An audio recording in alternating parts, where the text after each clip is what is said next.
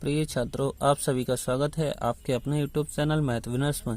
जैसा कि आप देख पा रहे हैं, आज का जो हमारा टॉपिक है प्रश्नावली 1.2। तो चलिए प्रश्नावली को स्टार्ट करते हैं। लेकिन इससे पहले जिस किसी भी विद्यार्थी ने अगर पिछला वीडियो नहीं देखा है तो उसे पहले देख लें, जिससे क्या है ये बहुत अच्छे से समझ में आए। तो चलिए स्टार्ट करते हैं। हमारा पहला प्रश्न है, निम्नलिखित संख्याओं को अभाज्य गुणनखंडों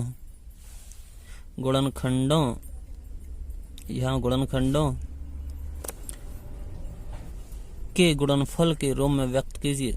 तो हमारा पहला है, इसमें पहला खंड है 140 के लिए हमें क्या है, अभाज्य गुणनखंडों के गुणनफल के रूप में व्यक्त करना है। तो जैसा कि पिछला वीडियो में मैंने सिखाया है, हम इसे कैसे लिखते हैं। सबसे पहले इसके फैक्टर निकाल लेते हैं। 140 के फैक्टर क्या होंगे, तो इसमें देखते हैं नहीं, सबसे छोटी संख्या, सबसे छोटी अभाज्य संख्या किससे भाग जाएगा। तो देखोगे तो इसमें 2 से भाग चला जाएगा। 2 सत्ते 0 का 0 उतार लीजिए। फिर इसमें 2 से भाग चला जाएगा 13, 2 पंजे 10, ये हमने पिछली वीडियो में सिखाया है। फिर ये देखिए 3 से नहीं जाएगा, फिर क्या 5 से चला जाएगा, 5 सत्ते 35 हो जाएगा। फिर देखिए 7 से ही कटता है केवल, तो 7 का भाग चला जाएगा। इस तरह से जो हमारे 140 के फैक्टर आए वो कितने आए।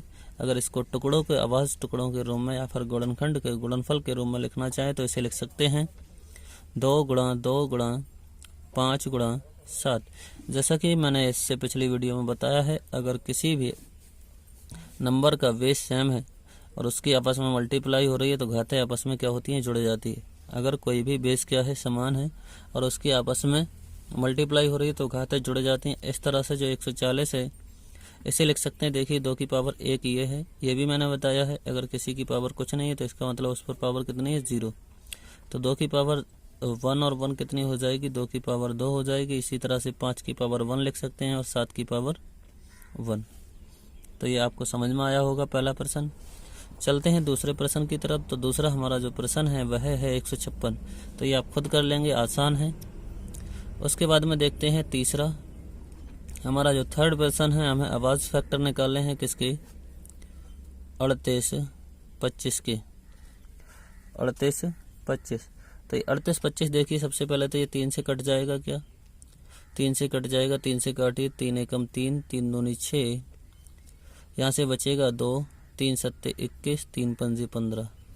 ये देखिए क्या 3 से फिर कट जाएगा, 3 कट जाएगा, 3 से तो काटिए, 3 चौक 12, 3 दूनी 6, 3 पंजे 15। फिर देखिए क्या कट जाएगा 3 से, 6 5 11 नहीं कटेगा अब ये, तो हम काटते हैं 5 से। तो ये 5 8 40, बचा 2, 5 25 हो जाएगा। फिर ये 5 से कट जाएगा, काटिए 5 से कितनी बार, 5 एकम 5। अगर किसी विद्यार्थी को इस चीज़ में अगर दिक्कत है तो कमेंट करके ज़रूर बताएं, जिससे मैं अगला वीडियो इस पर वेस्ट अलग से ला सकूँ। 5 एकम 5, 5 सत्ते 35। इसी तरह से ये कट जाएगा 17 एकम 17।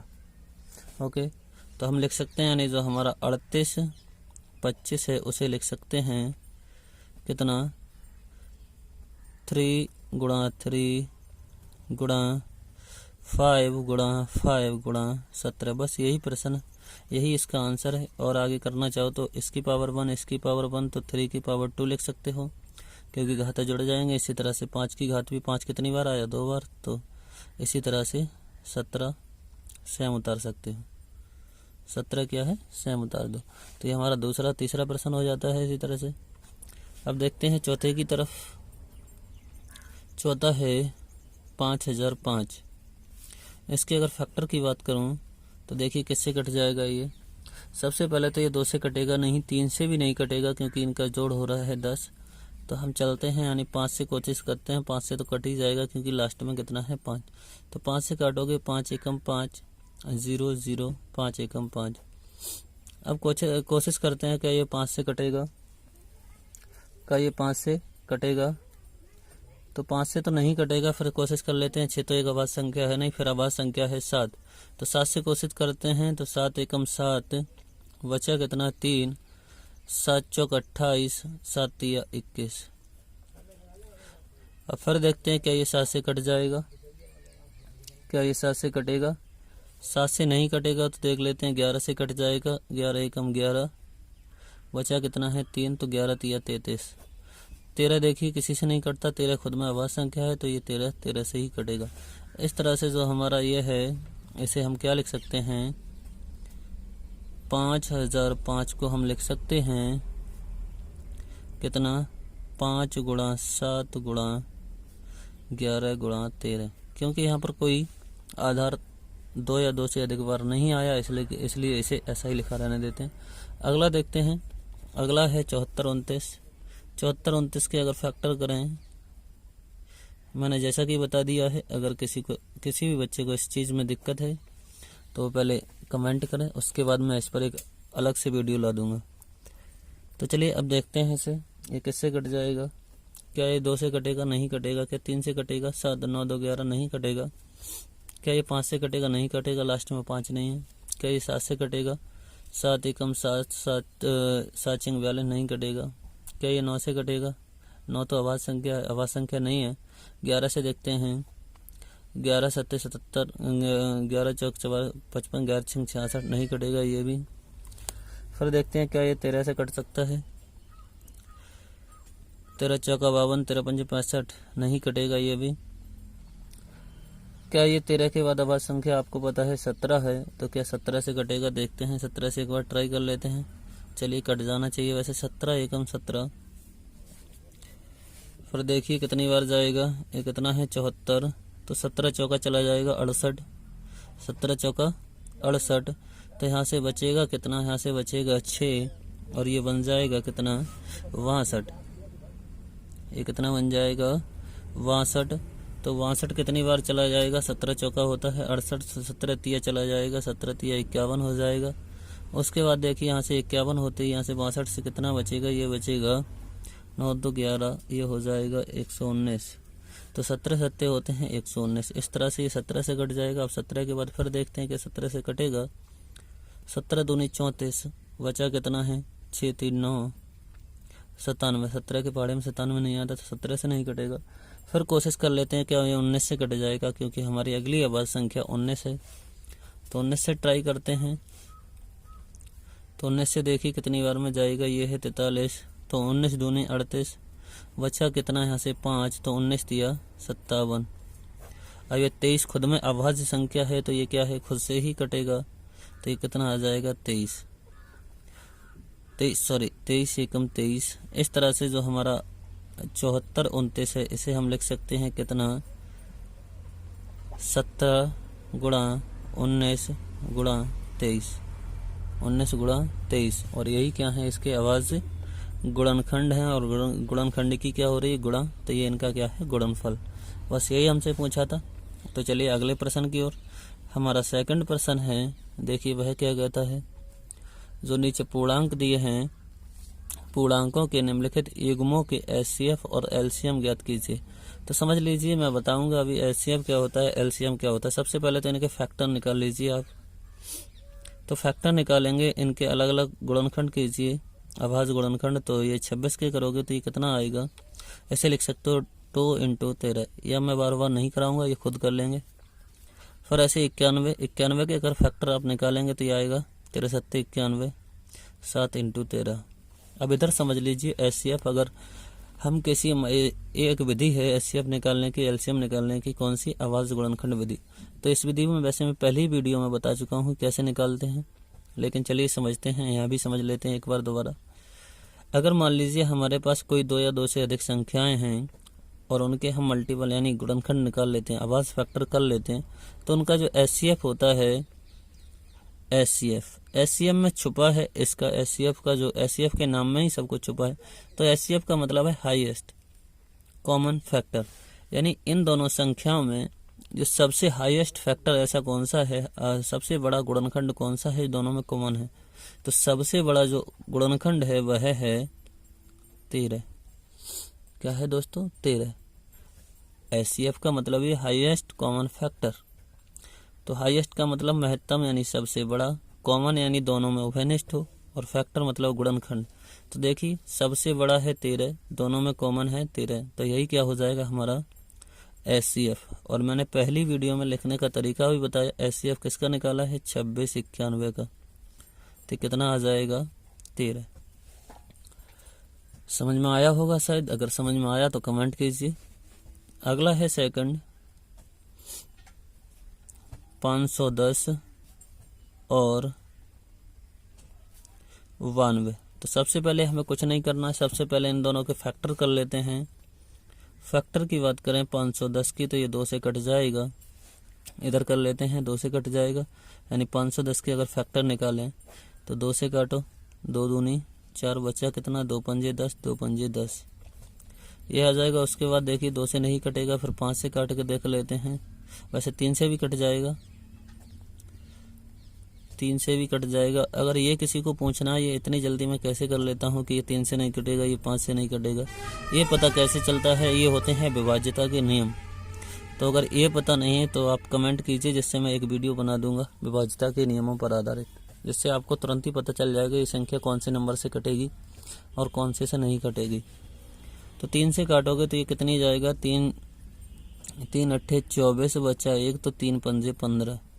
अब देखिए 3 से नहीं कटेगा क्योंकि 8 5 होता है 13, तो ये 5 से कट जाएगा, 5 एकम 5, 5 सत्ते 35। अब ये देखिए 17 खुद में एक अभाज्य संख्या है तो 17 एकम 17। इस तरह से हम जो 510 है उसे लिख सकते हैं 2 × 3 × 5 × 17। ओके, इसी तरह से हमारे पास जो 92 है, अगर 92 के भी आप फैक्टर करोगे तो ये आ जाएगा।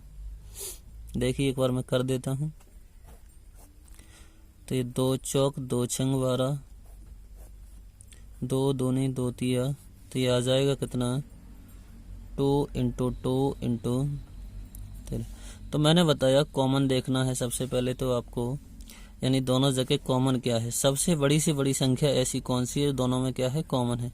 तो आप देखेंगे तो यहाँ पर जो कॉमन है वो केवल और केवल कितना है 2, कितना है 2, इसके अलावा कुछ कॉमन नहीं है। हाँ दोस्तों, इधर एलसीएम भी पूछा था, एचसीएफ तो मैंने बता दिया था लेकिन इसमें एलसीएम नहीं बताया था। तो एलसीएम एचसीएफ हमने बताया सबसे हाईएस्ट कॉमन, और एचसीएफ का एचसीएफ बताया हाईएस्ट कॉमन। उसके बाद एलसीएम होता है वो होता है एचसीएफ निकाल लो, यानी कॉमन देख लो कौन सा फैक्टर है, उसके बाद में जो भी बचा है उन सब की कर दो गुणा। तो हमारे पास यहाँ बचा था 2, वहाँ बचा था 7, तो क्या आ जाएगा 13 दूनी 26 हो जाएगा। तो 26 × 7 इसकी आप गुणा कर लेंगे तो ये आएगा 7 छंग 42 का 2, 7 दूनी 14 की 4। ओके, तो ये आ जाएगा कितना 14, 7 दूनी 14 और 4 कितना हो जाएगा 14 4 18, 14 4 18 ये आ जाएगी इसकी मल्टीप्लाई। तो ये हमारा क्या हो जाएगा एलसीएम। दूसरा तरीका भी अभी मैं बताऊंगा एलसीएम कैसे निकाल सकते हैं अगर हमें एचसीएफ पता है और नंबर्स पता है। अब देखिए यहीं पर क्या हो जाएगा, तो सबसे पहले एलसीएम एचसीएफ निकाल लेते हैं कितने का 510 का। ये मैंने लिखने का तरीका बताया है 510 का और 92 का। तो इनमें केवल कॉमन कितना है, तो कॉमन देखोगे आप तो कितना है 2। तो यही क्या होगा हमारा एचसीएफ, यही क्या होगा एचसीएफ। आगे देखते हैं एलसीएम क्या होगा, इनका एलसीएम क्या होगा। तो एलसीएम अगर बात करें एलसीएम की, तो जो एलसीएम है वो हमने बताया अभी, क्या देखा आपने एलसीएम क्या होता है। एलसीएम भी ऐसे ही लिखते हैं 510 का और कितने का 92 का। निकालना है तो कैसे लिख सकते हैं इसे, हमने बताया सबसे पहले कॉमन क्या है, तो कॉमन है 2, उसके बाद में जो भी बचा है वो सब लिख दो। बचा कितना है, ऊपर से बचा है 3, 5 बचा है, 17 बचा है, नीचे से बचा है 2 इंटू बचा है 13, कितना बचा है 13। तो इन सब की अगर गुणा कर लेंगे तो जो हमारा एचसीएफ है वही क्या है आ जाएगा। देखिए कैसे, तो इनकी अगर आप गुणा कर रहे होंगे तो ये आ रहा होगा 23,460। अगर किसी को डायरेक्ट समझ में नहीं आ रहा है तो मैं बता देता हूँ कैसे होगी। पहले आप कर लीजिए 2 की और 5 की गुणा कीजिए, ये कितना हो जाएगा 10, क्योंकि पहले 0 बन रहा है तो 0 बनाइए, तो ये हो जाएगा 10। 10 की फिर करेंगे 2 से तो ये हो जाएगा 20। 20 की 3 से करेंगे 60, 20 की 3 से करेंगे 60 और इसकी इससे कर लेंगे, फिर 17 से कर लेंगे, तो ये जो हमारा फाइनल आंसर है वो आ जाएगा 23,460। शायद ही आपको समझ में आया होगा। तो मैं चलता हूँ अगले प्रश्न की ओर। अगला है हमारा थर्ड है, कितने का हमसे एचसीएफ पूछा है, 336 का और 54 का, 336 का और 54 का। तो हमें वही करना है। सबसे पहले तो इनके आवाज़ फैक्टर निकाल लेने हैं, मल्टीपल बना लेने हैं, कौन कौन से फैक्टर आएंगे। तो देखिए पहले 336 की अगर फैक्टर कर लेते हैं, 336 के फैक्टर करोगे तो ये आ जाएगा 2 एकम 2 बचा 1, 2 छंग 12, 2 अट्ठे 16। इसी तरह से 2 अट्ठे 16 और ये करोगे 2 चौक 8। इसी तरह से फिर हो जाएगा 2 चौक 8, 2 दूनी। इसी तरह से 2 दूनी 2 एकम, फिर ये 3 से कट जाएगा 3 सत्ते, फिर ये 7 से कट जाएगा 7 एकम। तो इस तरह से जो हमारे 336 है उसे हम लिख सकते हैं कितना, 2 × 2 2 2 कितने हैं, 4 टाइम है, 3 × 7। इसी तरह से जो 54 है हमारा, तो ये 54 कितना लिख सकते हैं हम, 54 के अगर आप फैक्टर कर रहे होंगे तो ये 2 से काटोगे, 2 दूनी 4 बचा एक कितना, 2 सत्ते 14, 2 दूनी 4, 2 सत्ते 14। तो फिर 3 नेम 27, सॉरी 3 नेम 27 एक बार कर ही लेते हैं इधर। 54 के फैक्टर जिससे आपको भी समझ में आ जाए, तो 54 के जैसे फैक्टर निकालोगे तो 2 दूनी 4, 2 सत्ते 14, फिर ये 3 नेम 27, फिर ये कट जाएगा 3 तिया 9, फिर ये कट जाएगा 3 एकम 3। तो इस तरह से आ जाएगा ये 9 तिया 27 दूनी 54 होता है, यानी 3 × 3 × 3। तो इसके लिए हम लिख सकते हैं, देखिए अब हमें निकालना है एचसीएफ। हमें क्या निकालना है, एचसीएफ। एचसीएफ अगर निकालना है तो हमने बताया इन दोनों में देखिए कॉमन क्या है, कॉमन कौन कौन से फैक्टर हैं। तो कॉमन एक तो 2 दोनों जगह है, दूसरा क्या 3 यहाँ है ऊपर है क्या, यस 3 यहाँ भी है और 3 यहाँ भी है। तो ये हमारा यही क्या हो जाएगा, एचसीएफ कितना, 2 × 3, यानी जो कॉमन है उनकी क्या कर दो मल्टीप्लाई, वही क्या होता है एचसीएफ। तो इस तरह से इन दोनों का मल्टीप्लाई करोगे तो कितना आ जाएगा, 6। तो यही क्या है हमारा आंसर। चलिए तो चलते हैं प्रश्न नंबर 3 की ओर। जैसा कि आप देख पा रहे हैं हमारा प्रश्न नंबर 3 है, वह कहता है अभाज्य गुणनखंड विधि द्वारा निम्नलिखित पूर्णांकों के एलसीएम और एचसीएफ ज्ञात कीजिए। तो अब हमारे लिए कुछ नहीं है, पहले से केवल इतना फर्क हुआ है कि पहले हमारे पास 2 नंबर थे, अब लेकिन कितने हैं, नंबर 3 है। तो बस फर्क कुछ नहीं है, बस उसी तरह से करना है, वही तरीका है, वैसे ही आवाज़ फैक्टर निकालना है और वही हमें कॉमन देखना है, हमारा आंसर आ जाएगा। तो इसी तरह से सबसे पहला सवाल है, अगर 12 को हम देखें तो इसके आवाज़ फैक्टर देखें तो इसे लिख सकते हैं 2 × 2 × 3, ये इसके आवाज़ फैक्टर होंगे। इसी तरह से 15 को अगर मैं लिखना चाहूँ तो लिख सकता हूँ 3 × 5। इसी तरह से मैं लिखूँ 21 के लिए तो इसे लिख सकता हूँ 3 × 7। हमसे पूछा है इनका एचसीएफ, क्या पूछा है, एचसीएफ किस किस का पूछा है, 12 का, 15 का और कितने का, 21 का। ओके डियर, 12, 15, 21 का पूछा है। तो हमें पता है एचसीएफ होता क्या है, जितने भी नंबर्स दिए हैं उनके आवाज़ फैक्टर में कौन सा फैक्टर ऐसा है जो तीनों में कॉमन है, या फिर 4 है तो चारों में कॉमन है, जितने भी नंबर हैं उन सब में कॉमन है। तो यहाँ गौर से देखा जाए, देखिए 2 यहाँ है, क्या यहाँ कहीं 2 आया है दोनों में, नहीं है। 2 यहाँ कहीं 2 है, नहीं है। यहाँ 3 है, क्या कहीं 3 आया है, यस। देखिए यहाँ पर भी कितना है, 3 आया है। तो मैंने बताया जो कॉमन फैक्टर होते हैं उन्हीं की मल्टीप्लाई, या फिर एक कॉमन फैक्टर है तो वही कॉमन फैक्टर ही क्या होगा, एचसीएफ। अर्थात यहाँ पर कितना कॉमन है, 3। तो यही क्या हो जाएगा इनका एचसीएफ। तो आपको समझ में आया होगा। चलिए चलते हैं सेकंड प्रश्न की ओर। देखिए सेकंड प्रश्न हमारा क्या है, 17, 23, 29। तो इसे आप चलिए इसे आप खुद निकाल लेंगे, मैं इसे करा देता हूँ। 17, अगर 17 के आसपास आप फैक्टर निकालेंगे तो ये आएगा 17, एक आवाज़ संख्या है खुद में, तो इनका क्या आएगा, 17 × 17 ही आएगा। इसी तरह से अगर 23 के फैक्टर निकाल रहे होंगे तो ये 23 आएगा, कितना, 23 ही आएगा। 29 के फैक्टर निकाल रहे होंगे तो ये 29 ही आएगा। इस तरह से यहाँ पर HCF निकालने को HCF पूछा है क्या, LCM पूछा है, यस LCM पूछा है, तो LCM और निकाल देते हैं। LCM भी वही है, सबसे पहले आपको कॉमन देखना है, तो कॉमन यानी HCF गुणा शेष बचा हुआ। LCM जो हमारा होता है वह होता है HCF गुणा शेष बचा हुआ। तो बचा क्या है, यहाँ से 2 बचा, ऊपर 2 बचा, नीचे 5 बचा, यहाँ पर कितना बचा, 7 बचा। ओके, तो इनकी अगर आप सबकी मल्टीप्लाई कर रहे होंगे तो देखिए मैं गुणा करने का तरीका बता दूं आप कैसे करेंगे। अगर आप गुणा करने बैठ गए इस तरह से 3 दूनी 6, 6 दूनी 12 इस तरह से, तो आप जल्दी नहीं कर पाएंगे, क्योंकि यहाँ पे चलो सरल संख्या है तो जल्दी कर लेंगे, लेकिन कहीं कहीं ये होगा आप ऐसी संख्याओं की जल्दी नहीं कर पाएंगे। तो मैं बताऊं, अगर पहले ये देखिए कि 5 और 2 कितनी बार आया है, अर्थात 0 बनाने की कोशिश कीजिए।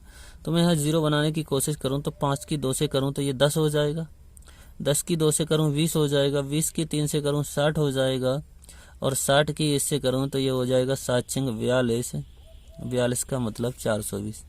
अगर ये समझ में नहीं आया हो तो कमेंट जरूर कीजिएगा, इससे मुझे भी पता चले हाँ हमारे साथ जो बच्चे जुड़े हैं कैसे हैं। अगर आपकी कोई भी दिक्कत है, बेसिक में कोई कमज़ोरी है, तो कमेंट ज़रूर करें, जिससे मैं अगला वीडियो लाऊं ना, तो हमें क्या पता चलता है आपका लेवल क्या है। आगे देखिए, आगे हमने फैक्टर निकाले, तो इनका देखिए 17 को मैं ऐसे भी लिख सकता हूँ 17 × 1, 23 को ऐसे भी लिख सकता हूँ 23 × 1, 29 को ऐसे भी लिख सकता हूँ 29 × 1। और अगर ध्यान से ये देखा जाए तो सभी कैसी हैं, अभाज्य संख्याएं हैं। और मैंने सबसे पहले वीडियो में ही बताया था कि अभाज्य संख्याओं का जो HCF होता है, उनकी LCM होता है, उनकी गुणा होता है, और HCF होता है उनके बीच में, क्योंकि कोई कॉमन फैक्टर तो होता नहीं, अर्थात देखिए कोई कॉमन फैक्टर तो होता नहीं, तो कॉमन फैक्टर हम मान सकते हैं कितना, 1। तो इसका मतलब जो अभाज्य 23 भी एक अभाज्य संख्या है, 17 भी अभाज्य संख्या है, 29 भी। तो इनका जो HCF होगा, HCF की बात करें तो बताइए कितना है कॉमन फैक्टर, तो आप कहोगे इनके बीच में कॉमन फैक्टर है वह है 1। कितना है, 1, तो HCF आ जाएगा 1।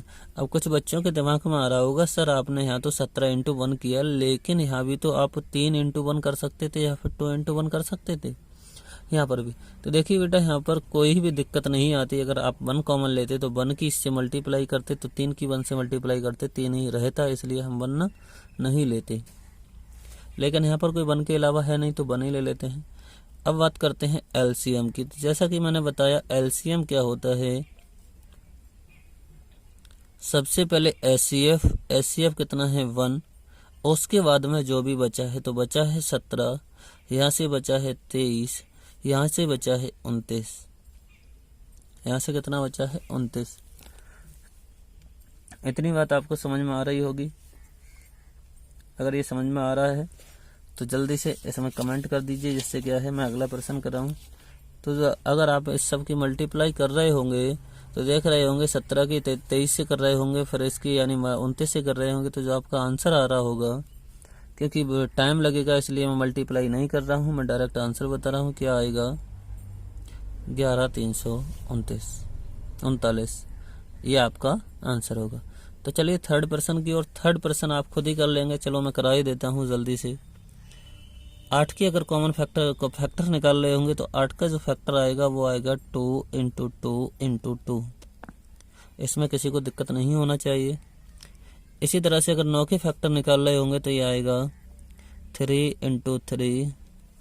इसी तरह से अगर 25 के फैक्टर निकाल रहे होंगे तो ये आएगा 5 × 5।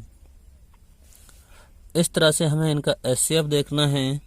तो HCF की अगर बात करें तो हमने बताया इनमें देखिए कॉमन क्या है, तो आप देख पाएंगे कुछ कॉमन नहीं है, अर्थात ये सभी क्या हैं, आपस में सहअभाज्य संख्याएं हैं।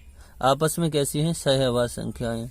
तो इस तरह से यहाँ कुछ कॉमन नहीं है, तो इसकी मल्टीप्लाई में हम 1 लिख लेते हैं, इसकी मल्टीप्लाई में 1 लिख लेते हैं, इसकी मल्टीप्लाई में 1। तो अब तो हमें कॉमन मिल जाएगा, कितना कॉमन मिल जाएगा, 1।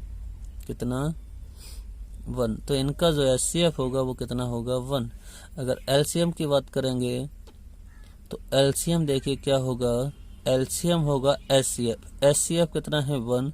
HCF गुणा शेष बचा हुआ सभी नंबर्स में जितने भी फैक्टर शेष बचे हैं, तो नीचे बचा है 3 × 3 और यहाँ बचा है 5 × 5। अब फिर वही तरीका लगाना है, आपको गुणा करना बहुत आसानी से करना है, ना कि ऐसे करने बैठ जाएं 1 की 2 से 2 एकम 2, 2 की 2 से 4, फिर 8, 24, 24 दिया, इस तरह से करें।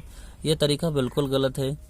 आप कर सकते हैं, देखिए मैं बता ही देता हूँ। 2 की 1 की 2 से करेंगे 2 ही रहेगा, 2 की 2 से करेंगे 4, 4 की 8 से करेंगे 2 से करेंगे 8, ये हो जाएगा 9, ये हो जाएगा 25। अब 25 की कोई भी विद्यार्थी 9 में ना करे गुणा, क्योंकि 9 में करते ही हमें कोई 0 नहीं मिलेगा, तो हम किस में करें? 8 में। तो 25 चौका होता है 100 और 25 अट्ठे कितना हो जाएगा? 200। तो ये हो जाएगा 200 गुणा 9। अब देखिए इसकी अंकों से 9 दूने 18, क्योंकि 0 का कोई फर्क नहीं पड़ता। तो एलसीएम आया वो कितना आया? एलसीएम आया वो कितना आया? 1800। कितना आया हमारा? 1800। चलिए यहाँ पर एक चीज़ सीख लेते हैं। ये प्रश्न तो हमने कर लिया, यहाँ पर एक चीज़ सीखने वाली है जिसका यूज अगले सवाल में है। तो पहले मैं आपको वही सिखाई देता हूँ। यहाँ पर अगर आपको ये पूरा देखना, ये पूरा सीखना है चैप्टर, तो वीडियो को अंत तक जरूर देखें, क्योंकि बीच में अगर छोड़ेंगे तो ये आपको समझ में नहीं आएगा। तो देखिए सीखने वाली चीज़ क्या है, ये बहुत ध्यान से सुने, जिससे क्या है अगला सवाल कर पाएँ आसानी से। तो जो सीखने वाली चीज़ ये है, जैसे मैं बोला आपसे, इसे मैं लाइन कर देता हूँ। मैंने बोला कि 4 और 6 का एचसीएफ बताओ कितना आएगा। एचसीएफ और एलसीएम ज्ञात कीजिए। एचसीएफ कॉमा एलसीएम दोनों ज्ञात करो। तो आप कहेंगे सर हम 4 को लिख सकते हैं 2 × 2, हम 6 को लिख सकते हैं 2 × 3। तो इनका एचसीएफ की बात करें तो वो आएगा सर कितना? 2, क्योंकि कॉमन फैक्टर कितना है? 2। एलसीएम की बात करें तो एचसीएफ कितना है? 2, शेष बचा है ऊपर से 2 नीचे से 3, तो 4 यह आ जाएगा 12। अब मैं एक बात कहता हूँ आपसे मेरे प्यारे बच्चों, कि आप एलसीएम की और एचसीएफ की गुणा कीजिए। थोड़ी देर के लिए बिना कुछ पूछे आप क्या कीजिए? एलसीएम की और एचसीएफ की क्या करो? आप गुणा करो। तब आप कहेंगे सही है, हम करते हैं। तो आप देख पाएंगे एचसीएफ है 2, एलसीएम है कितना? 12। तो आपने अगर इनकी गुणा की होगी तो ये आया होगा 24। हम कहते हैं प्यारे बच्चों, ये समीकरण डाल दीजिए 1, कि जो आपके पास नंबर्स हैं उन दोनों की मल्टीप्लाई करो। तो आप कर रहे होंगे 4 × 6, ये आपका जो आंसर आ रहा होगा 24। तो देखिए इसे अगर नंबर दे दूं सेकंड, इसे नंबर दे दूं फर्स्ट। इसी तरह से आप कोई अन्य भी संख्याएं ले सकते हैं। तो आप पाएंगे कि हम अगर 2 नंबर से लेते हैं, उनका एचसीएफ और एलसीएम निकालते हैं और एचसीएफ गुणा एलसीएम करते हैं, तब जो गुणनफल आता है वही हमारा क्या आता है? नंबरों की गुणा करने पर। तो इस तरह से हमारे पास एक फॉर्मूला बन जाता है। जो हमारे पास नंबर्स हैं, यानी पहली संख्या, यानी जो संख्याएं हैं, तो इस तरह से लिख सकते हैं संख्याओं का गुणनफल, दोनों संख्याओं का गुणनफल हमेशा बराबर होता है। संख्याओं का गुणनफल बराबर होता है का गुणा, या फिर ऐसे भी लिख सकते हैं एचसीएफ, उन्हीं संख्याओं की एचसीएफ गुणा एलसीएम के, किसके? एलसीएम के। ओके, चलिए अब समझते हैं अगला प्रश्न। ये चीज़ें आपको समझ में आई होंगी तो आप बहुत जल्दी कर लेंगे। अगला प्रश्न है हमारा प्रश्न नंबर 4। एचसीएफ किसका? 306 और 657 बराबर है कितना? 9। इसका मतलब समझिए, जो हमें दिया है एचसीएफ दिया है कौन कौन सी संख्याओं का? 306 का और 657 का, वो कितना है? 9। अब हमसे बात कर रहे हैं कि एलसीएम ज्ञात कीजिए किसका? 306 और 609 का। उन्हीं संख्याओं का एलसीएम ज्ञात करना है जिन संख्याओं का हमें एचसीएफ दिया है, यानी मासा दिया है, उनका हमसे लासा पूछा है। तो अभी हमने बताया था अगर 2 संख्याएं हैं तो उन दोनों की गुणा किसके बराबर होती है? उन दोनों की गुणा होती है उन संख्याओं के लासा गुणा मासा के। अगर मान लीजिए हमारे पास 2 नंबर हैं ए और एक है वी, तो ए और वी की गुणा होगी वो बराबर होगी एचसीएफ के, किसके? ए कॉमा वी के इंटू एलसीएम, इन्हीं का LCM किसका, A, B के। तो ये चीज़ अगर आपको समझ में आ रही होगी तो अब सवाल भी समझ में आ गया होगा। तो हमारे पास देखिए यहाँ पर अगर मान लें A बराबर कितना दिया है 306, पहला नंबर कितना है 306। इसी तरह से V बराबर अगर मान लें थोड़ी देर के लिए तो 657। तो हम जानते हैं इनका HCF LCM पता ही है। हम जानते हैं, क्या जानते हैं कि A इंटू V बराबर होता है HCF A, V into LCM। जैसा कि आप सभी को पता होगा, अगर हमारे पास तीन संख्याओं के मध्य संबंध है और हमें उनमें से दो पता है तो हम एक का मान निकाल सकते हैं, तीसरी का निकाल सकते हैं। तो इसी तरह से देखिए कैसे, जैसे मैंने कहा कि x प्लस वाई बराबर कितना है 7 है। तो क्या x y का मान अभी आप बता सकते हैं? नहीं बता सकते, क्योंकि दो का संबंध है यहाँ पर, दोनों में से हमें किसी का मान पता नहीं है। लेकिन मैं कह दूं x प्लस वाई के स्थान पर y का मान है 4, तो ये 7 होता है। तो आप कहेंगे अवश्य ही ये कितना रहा होगा 3, तभी तो ये 3 और 4 मिलकर कितना हुआ होगा 7। इतनी बात समझ में आई। तो हमारे पास जो एलसीएम और संख्याओं में संबंध है वो चार चीज़ों में संबंध है। दोनों संख्याओं की गुणा बराबर होती है एलसीएम गुणा एचसीएफ के। तो बताइए हमें क्या क्या पता है? दोनों नंबर्स पता हैं और इनका एचसीएफ पता है। तो बताइए क्या हम इनका एलसीएम नहीं निकाल सकते? आप कहेंगे यस। तो एचसीएफ नंबर कितना है 306, दूसरा नंबर कितना है 657, एलसीएम कितना है 6, 9। तो एचसीएफ बताइए, एलसीएम निकल आएगा। अगर एचसीएफ पता है तो एलसीएम निकल आएगा। ओके, कैसे निकल आएगा? ये बटे, इधर देखिए ये क्या है, गुणा वाली चीज हमेशा कहाँ जाती है? बटे में। तो इसे कर देंगे 306 गुणा 657 बटे कितना 9 बराबर इधर बचेगा एलसीएम। एक तो तरीका ये है, आप इसमें आप भाग कर देंगे। तो भाग कर देंगे तो ये कितनी बार जाएगा? ये जाएगा 9 × 27 बचा 3, 9 × 4 = 36। तो ये 34 की गुणा कर लेंगे, आंसर आ जाएगा। यानी जो हमारा एलसीएम आ जाएगा वो आ जाएगा 34 गुणा 657। कितना आएगा? 34 गुणा 657। तो जो तुम्हारा आंसर आ रहा होगा वो आ रहा होगा 22,000। कितना? 22,000। इनकी अगर गुणा करोगे तो जो 22,338 ही आपका फाइनल आंसर आ जाएगा, यानी एलसीएम आ जाएगा। तो आपको ये समझ में आया होगा, बहुत अच्छी तरह से मैंने हल करवाया है। तो चलिए चलते हैं प्रश्न नंबर 5 की ओर। प्रश्न नंबर हमारा जो 5 है वह क्या कहता है? ध्यान से पढ़िएगा, प्रश्न नंबर 5 कहता क्या है। प्रश्न नंबर 5 में दिया है, जांच कीजिए कि क्या किसी प्राकृतिक संख्या n के लिए संख्या 6 की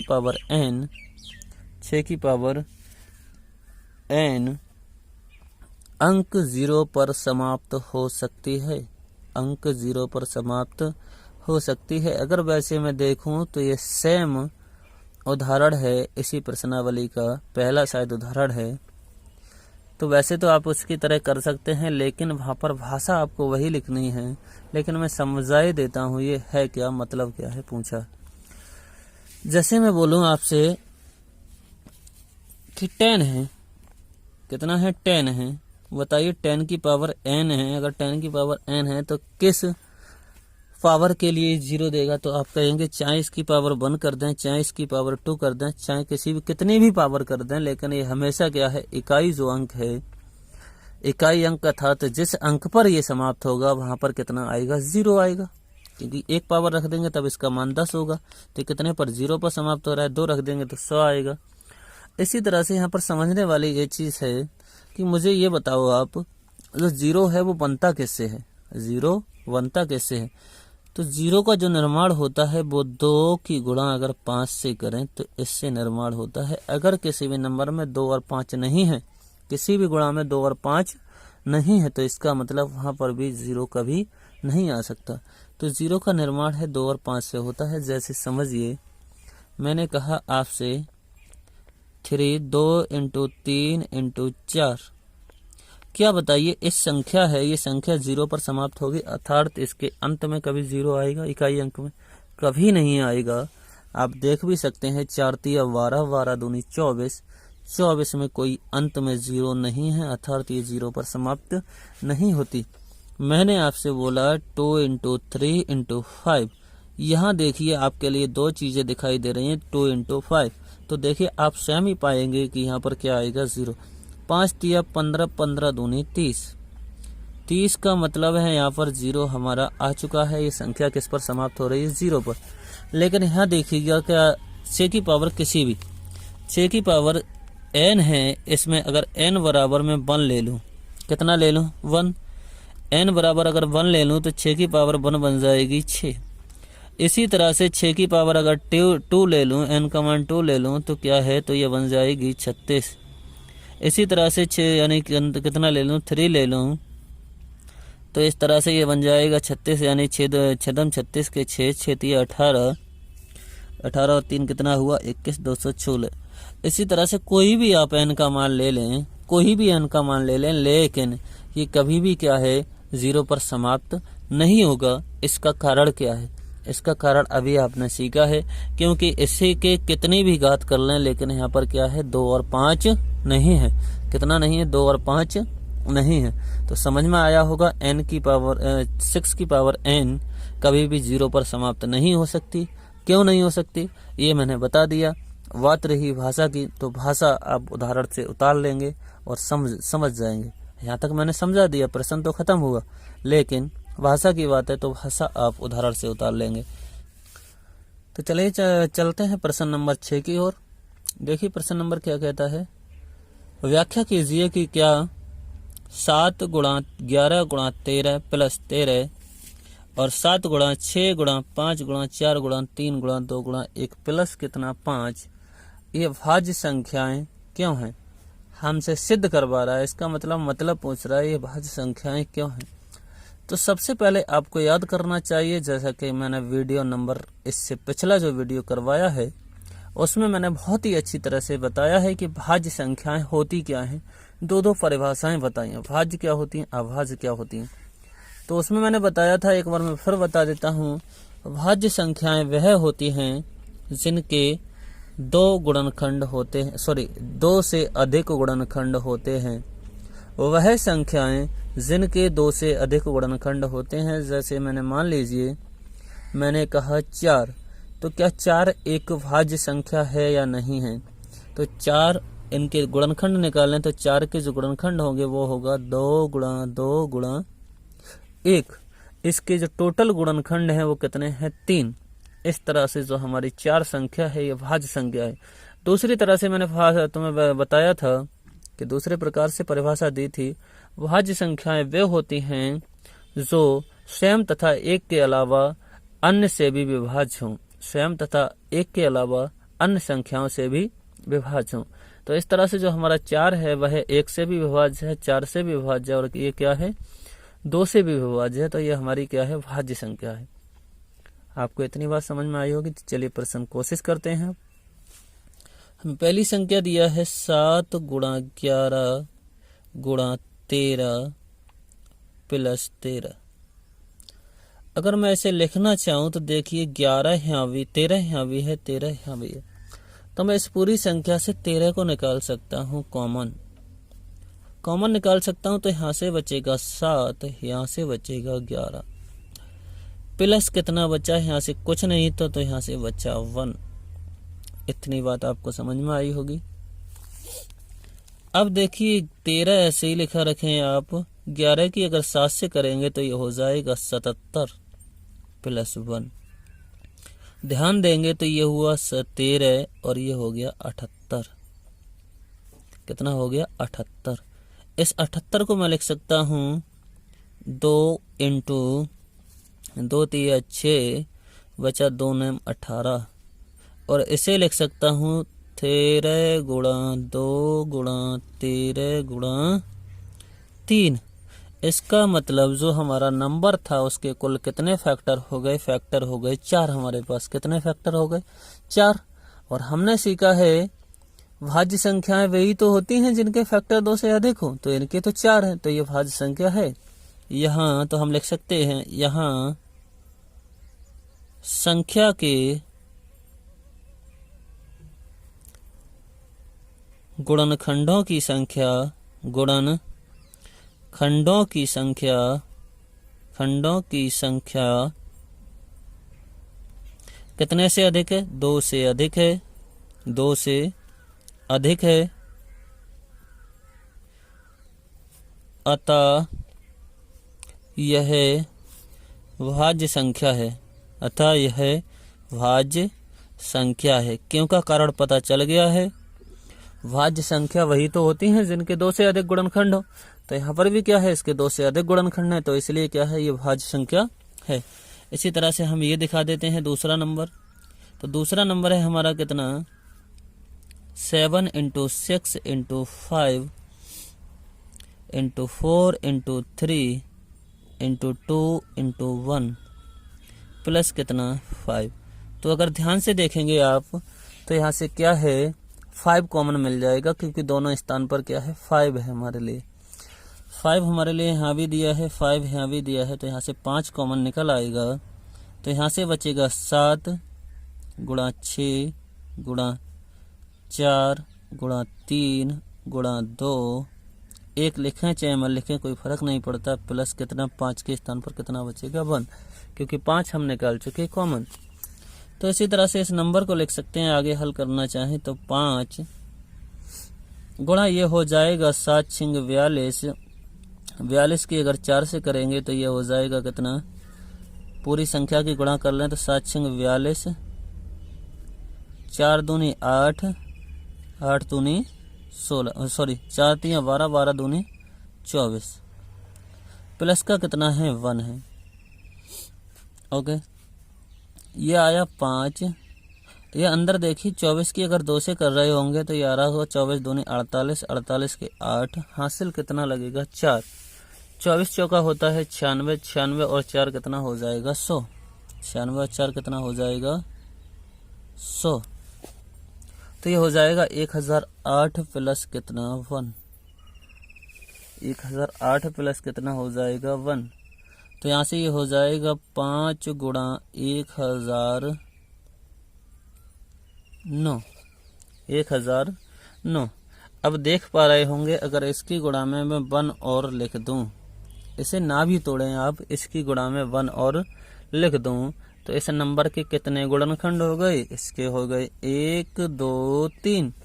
अगर 3 गुणनखंड है तो ये 2 से तो ज्यादा है, और 2 से ज्यादा है तो ये कैसी संख्या है, भाज्य संख्या है। तो ये भाषा आप खुद लिख लेंगे, ये क्या है, भाज्य संख्या। अब आपको